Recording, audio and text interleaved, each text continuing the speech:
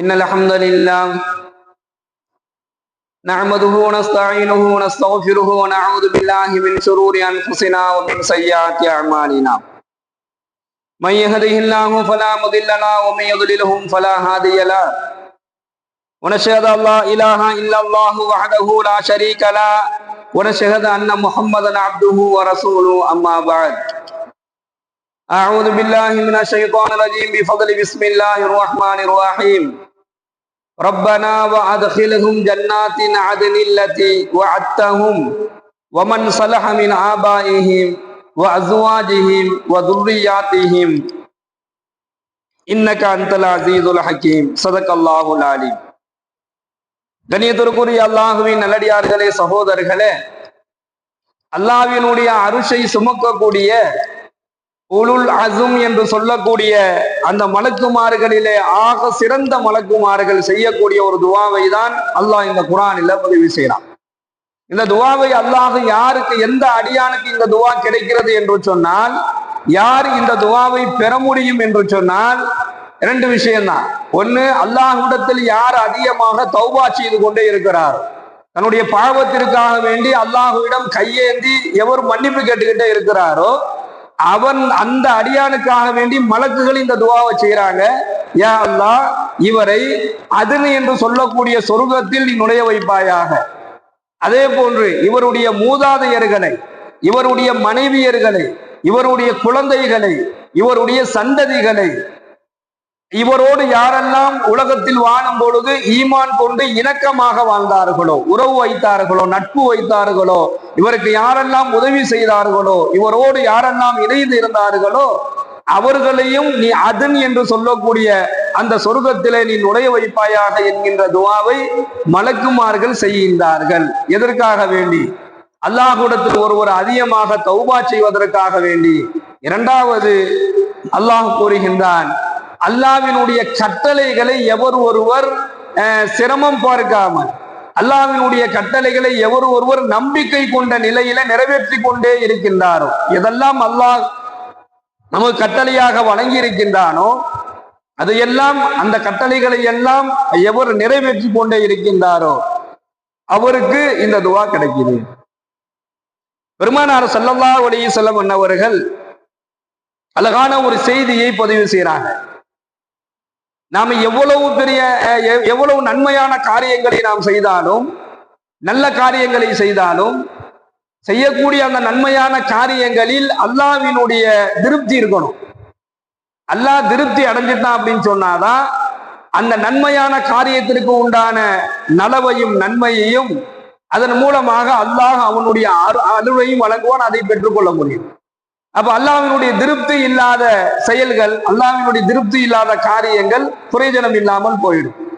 அல்லாஹ்வினுடைய திருப்தியை பெற்று தரக்கூடிய சில வழிமுறைகளை ஸல்லல்லாஹு அலைஹி வஸல்லம் சொல்றாங்க.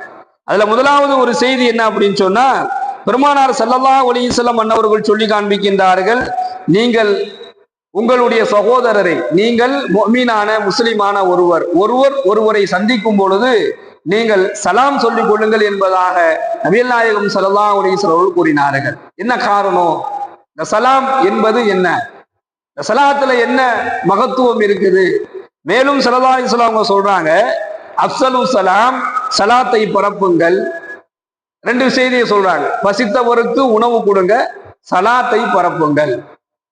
பெருமானார் ஸல்லல்லாஹு அலைஹி வஸல்லம் அன்னவர்களுடைய வரலாறுகளை நாம் எடுத்து பார்த்தோம்னா தெரியும், எப்படியாவது அல்லாஹ்வுடைய தூதருக்கு முன் நாம் நம்முடைய சலாத்தை சொல்லிவிடலாம் என்பதாக எல்லா சஹாபாக்களும் அதற்கான முயற்சியில் ஈடுபட்டாங்க. எப்படியாவது அவர்களுடைய சலாத்திற்கு முன்னால் நாம சலாம் சொல்லிடுவோம் என்பதாக முயற்சி செஞ்சாங்க. ஆனால் வரலாறுகளை நாம் எடுத்து பார்க்கிறோம், எந்த சஹாபினாலையும் பெருமானாருடைய சலாத்திற்கு முந்த முடியவில்லை. காரணம் என்னன்னு சொன்னா, சலாத்திலே இவர்கள் முந்திக் கொள்வார்கள் என்பதாக நாம் பார்க்கிறோம். அப்பதான் ஸல்லல்லாஹு அலைஹி வஸல்லம் சொல்றாங்க, நீங்கள் ஒருவருக்கு ஒருவரை சந்திக்கும் போது நீங்கள் சலாம் சொல்லிக் கொள்ளுங்கள், அந்த சலாத்தின் மூலமாக என்ன நமக்கு கிடைக்குது, சொல்லக்கூடியவருக்கு என்ன கிடைக்குது, கேட்கக்கூடியவருக்கு என்ன கிடைக்குது, இந்த ரெண்டு பேர்த்துக்கும் அல்லாஹ் என்ன செய்யறான் என்பதை பத்தி சொல்லும் பொழுது, நீங்கள் ஒருவரை சந்திக்கும் போது சலாம் சொல்லிக் கொள்ளுங்கள். அந்த சலாம் சொல்வதை கொண்டு அவர் யார் உங்களுக்கு சலாம் சொல்லுகின்றாரோ அவர் அல்லாஹ்விடம் உங்களுக்காக வேண்டி பரிந்துரை செய்கிறார். அவர் அல்லாஹ்விற்காக வேண்டி உங்களுக்கு பரிந்துரை செய்கிறார். உங்களை சும்மா அவர் வரவேற்க மட்டும் செய்யல, உங்களை அவர் அழைப்பு கொடுக்கவில்லை, உங்களை வரவேற்கவில்லை. உங்களை சலாம் சொல்வதன் மூலமாக அல்லாஹ்விடத்தில் அவர் உங்களுக்கு பரிந்துரை செய்கிறார். நமக்கு யாரு சலாம் சொல்கின்றாரோ அவர் நமக்கு பரிந்துரை செய்கிறார், ஒரு பிரார்த்தனை செய்கிறார், ஒரு அழகான ஒரு துவாவை நமக்காக வேண்டி அவர் அல்லாஹ்விடத்துல கேட்கிறார். உங்களின் மீது சாந்தியும் சமாதானமும் உண்டாவதாக என்கின்ற ஒரு அற்புதமான ஒரு பிரார்த்தனையை அல்லாஹ்விடத்துல நமக்காக வேண்டி அவர் பரிந்துரை செய்கிறார்.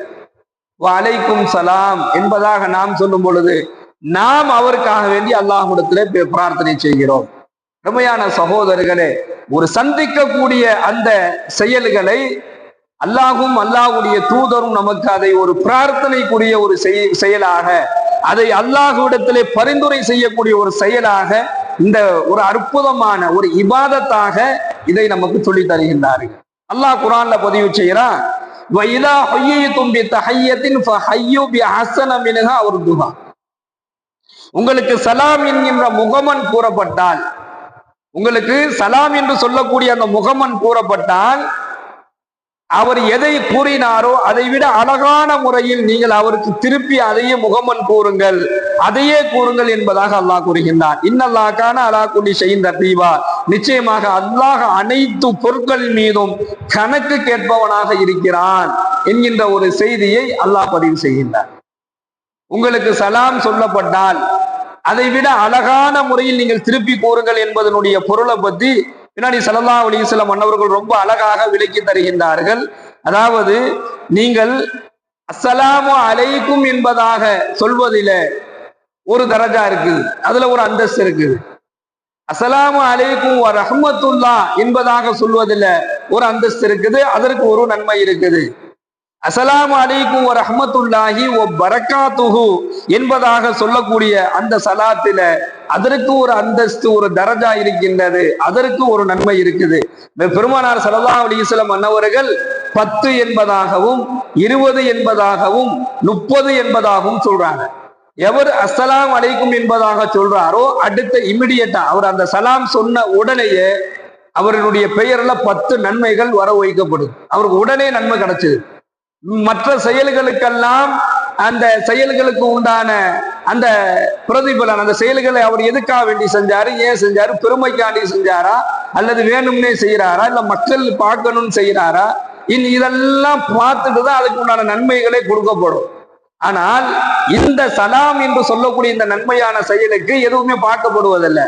ஒருவரை பார்த்து ஒருவர் அஸ்ஸலாமு அலைக்கும் என்பதாக சொல்லிவிட்டால் அவருக்கு 10 நன்மை உடனடியாக அல்லாஹ் வழங்குகின்றான். அதே நபர் அஸ்ஸலாமு அலைக்கும் வ ரஹ்மத்துல்லாஹ் என்பதாக சொன்னார் அப்படின்னு சொன்னா அவருக்கு உடனடியாக 20 நன்மைகள் எழுதப்படுகின்றது. அதே போன்று ஒருவரை பார்த்து அஸ்ஸலாமு அலைக்கும் வ ரஹ்மத்துல்லாஹி வ பரக்காத்துஹு என்பதாக கூறினால் உடனடியாக அவருக்கு 30 நன்மைகள் எழுதப்படுகின்றது என்பதாக பெருமானார் ஸல்லல்லாஹு அலைஹி வஸல்லம் அன்னவர்கள் நமக்கு சொல்லி காட்டுகின்றார்கள். இப்போ கண்ணியமிக்க சகோதரர்களே, சலாம் சொல்வதில் முந்தியவர்களாக நாம் இருக்க வேண்டும். அந்த சலாத்தை அல்லாஹ் குர்ஆன்ல சொல்லும் பொழுது அதை நீங்கள் முழுமைப்படுத்துங்கள்ங்கிறான். உங்களுக்கு ஒரு சலாம் சொன்னால் அதை விட நீங்கள் அழகாக கூறுங்கள். அப்படின்னா என்ன அர்த்தம்? நம்மளை சந்திக்கக்கூடிய ஒருத்தர் அஸ்ஸலாமு அலைக்கும் சொல்லி சொல்றாருன்னா வ அலைக்கும் ஸலாம் வ ரஹ்மத்துல்லாஹ் என்பதாக சொல்லலாம், அல்லது வ அலைக்கும் ஸலாம் வ ரஹ்மத்துல்லாஹி வ பரக்காத்துஹு என்பதாக பதில் கூறலாம். அப்போ இதன் மூலமாக உடனடியாக நன்மைகளையும் பெற முடியுது. அது மட்டுமல்லாமல் அல்லாஹ்வினுடைய உதவியை இவர் பெற முடியும். யாருக்கு அல்லாஹ் உதவி செய்வான், யாருக்கு அல்லாஹ் அருள் செய்வானா, சலாத்தில் முந்தியவருக்கு அல்லாஹ்வுடைய அருள் கிடைக்கும் என்பதாக நபிகள் நாயகம் ஸல்லல்லாஹு அலைஹி வஸல்லம் சொல்லி காண்பிக்கின்றார்கள். மேலும் சொல்றாங்க, எவர் சலாத்திலே முந்தி கொள்கின்றாரோ, எவர் சலாத்துல முந்தி கொள்கின்றாரோ அவர் பெருமையை விட்டு நீங்கியவராவார் என்பதாக சொல்றார். ஷைத்தானுக்கு ஒரு பெரிய மனிதனிடத்திலேயே பிடித்த குணம் ஒண்ணு இருக்கு. மனிதர்களிடத்திலேயே ஷைத்தானுக்கு ரொம்ப பிடித்த குணம் ஒண்ணு இருக்கு. அது என்ன குணம் அப்படின்னு சொன்னா அதான் பெருமை. ஒரு மனிதனிடத்துல பெருமை இருந்துச்சு அப்படின்னு சொன்னா அவனை சுத்தியே ஒரு கூட்டம், சைத்தானியத்தான ஒரு கூட்டம் இருந்துகிட்டே இருக்கும். பெருமை என்று சொல்லக்கூடிய குணம் ஒரு மனிதன்கிட்ட இருந்துச்சுன்னு சொன்னா, ஒண்ணு தன்னை பற்றி அவர் தானாகவே புகழ்ந்து பேசி பெருமை எடுத்துக் கொள்வார். அவரை பத்தி அவரே சொல்லுவார், நான் எப்படின்னா நானா இப்படிங்க, நானா அப்படி, நானா இதெல்லாம் செஞ்சேன் அதெல்லாம் செஞ்சேன் என்பதாக செய்ததை சொல்வது என்பது வேறு. ஆனால் செய்த அந்த செயலை அவர் பெருமையா பேசுவார்.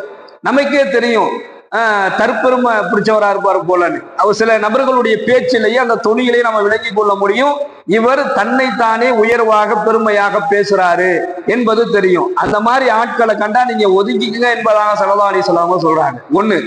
இரண்டாவது, அடுத்தவர்களை பெருமையாக பேச விட்டு இவர் என்ன செய்வார்? ரசிச்சுக்கிட்டே இருப்பார்.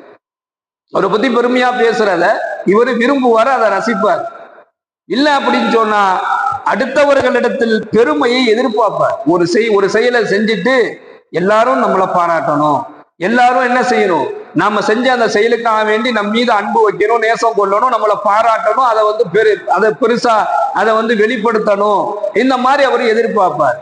ஆக இந்த மாதிரி குணம் இருந்துச்சுன்னு சொன்னாலே அவரை சுத்தி எப்பவுமே சைத்தானியே இருந்துகிட்டே இருக்கும். சைத்தான் என்ன செய்வான்? எப்பவுமே அவர் கூடையே இருப்பான். அவருக்கு பெருமை என்பதை ஏற்படுத்தி ஒரு சின்ன விஷயத்துல அவர் பெருமை எதிர்பார்த்திருக்கலாம். அதுவே அவருடைய வாழ்நாள் முழுவதும் அவர் எதை செய்தாலும் அவர் செய்த அந்த செயலை கொண்டு அவர் பெருமையை விரும்பக்கூடியவராக மாறிடுவாரு. பெருமானார் ஸல்லல்லாஹு அலைஹி வஸல்லம் சொல்றாங்க, எவருடைய உள்ளத்தில் கடுகளவு, நம்ம கடுகை பார்த்திருப்போம், கடுகு என்பது அந்த தானியம் ஆக ரொம்ப சின்னதா இருக்கும், ரொம்ப குறைவான அது ஒரு தானியம். அதனாலதான் அதை சொல்றாங்க, இல்லைன்னா வேற எதையாவது சொல்லியிருக்கலாம். ஆக சின்னதான ஒரு தானிய வகை அது. கடுகளவு எவருடைய உள்ளத்துல பெருமை இருந்துச்சோ அவர் சொர்க்கத்தினுடைய வாடையை கூட நுகர முடியாது என்பதாக நபிகள் நாயகம் ஸல்லல்லாஹு அலைஹி வஸல்லம் சொல்றாங்க. அல்லாஹ் பாதுகாக்க வேண்டும். கண்ணியமிக்க அல்லாஹ்வின் நல்லடியார்களே, சகோதரர்களே, சலாத்தை பரப்புவதிலும் சலாம் சொல்வதிலும் முந்துபவராக நாம் இருந்தால் அந்த அரிசை சுமக்கக்கூடிய அந்த மலக்குமாருடைய துவாவை நம்மால் பெற முடியும். அல்லாஹ் அந்த துவாவை பெறக்கூடிய நற்பாக்கியத்தை நமக்கும் நம்முடைய குடும்பத்தார்களுக்கும் நம் சந்ததிகளுக்கும் நம் மூதாதையர்களுக்கும் வழங்கி அருள் புரிவானாக. வாய்தா அல்ஹம்துலில்லாஹி ரப்பில் ஆலமீன். அஸ்ஸலாமு அலைக்கும் வரஹ்மத்துல்லாஹி வபரகாத்துஹு. சுப்ஹானல்லாஹி வபிஹம்திஹி சுப்ஹானக்கல்லாஹும்ம வபிஹம்திக வனஷ்ஹது அல்லா இலாஹா இல்லா அன்த வனஸ்தக்ஃபிருக வனதூபு இலைக். சுப்ஹான ரப்பிக ரப்பில் இஸ்ஸத்தி அம்மா யசிஃபூன் வ ஸலாமுன் அலல் முர்ஸலீன் வல்ஹம்துலில்லாஹி ரப்பில் ஆலமீன்.